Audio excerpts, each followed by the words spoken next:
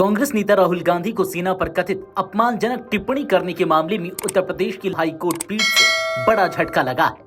High court ने इस मामले में राहुल गांधी की याचिका को खारिज कर दिया है, जिसमें उन्होंने लखनऊ की निचली अदालत द्वारा जारी समन को चुनौती दी थी। न्यायमूर्ति सुभाष विद्यार्थी की एकल पीठ ने यह आदेश खुली अदालत में सुनाया और कहा कि विस्तृत आदेश 2 जून 2025 सोमवार को जारी किया जाएगा। राहुल गांधी के खिलाफ यह मामला भारत जोड़ो यात्रा के दौरान कथित रूप से सेना के बारे में की गई एक टिप्पणी को लेकर दर्ज किया गया था। राहुल ने कहा था कि चीनी सैनिकों द्वारा भारतीय सैनिकों की पिटाई के बारे में कोई नहीं पूछता।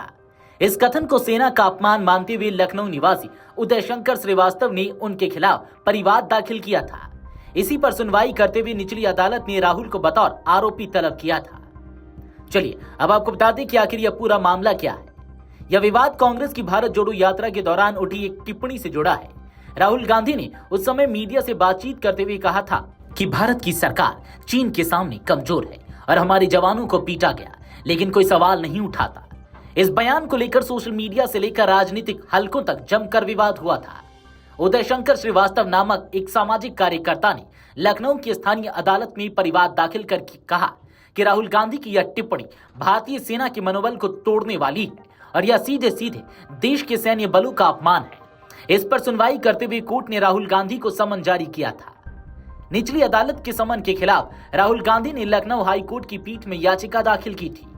उन्होंने तर्क दिया कि उनके बयान को संदर्भ से हटाकर पेश किया गया और उनकी मंशा सेना का अपमान करने की नहीं थी, बल्कि सरकार से सवाल पूछने की थी। इसके अलावा उन्होंने यह भी दलील दी कि बयान लोकतांत्रिक अभिव्यक्ति के दायरे में आता है और इस पर आपराधिक कार्रवाई नहीं होनी चाहिए।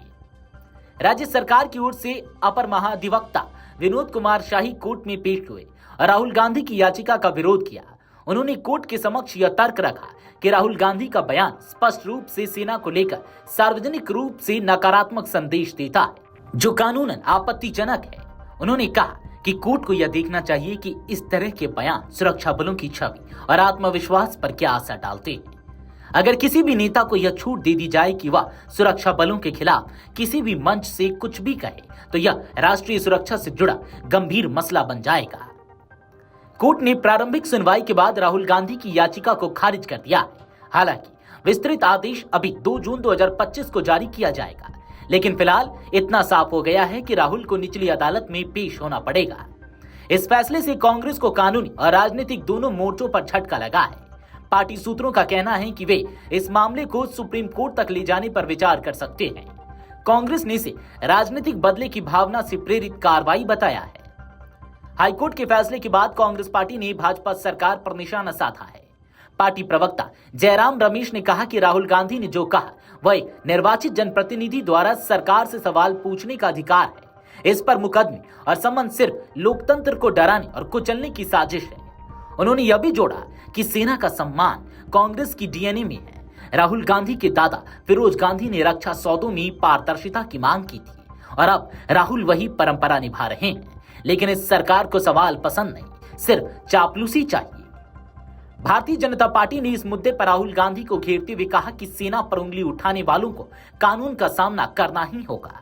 बीजेपी प्रवक्ता संबित पात्रा ने कहा, राहुल गांधी की राजनीति पूरी तरह नकारात्मक और अफवाहों पर आधारित है। जो नेता देश के जवानों की बहादुरी पर सवाल उठाता है, उसे देश की जनता और अदालतों दोनों से सबक मिलेगा। Video desk अमरउजाला.com।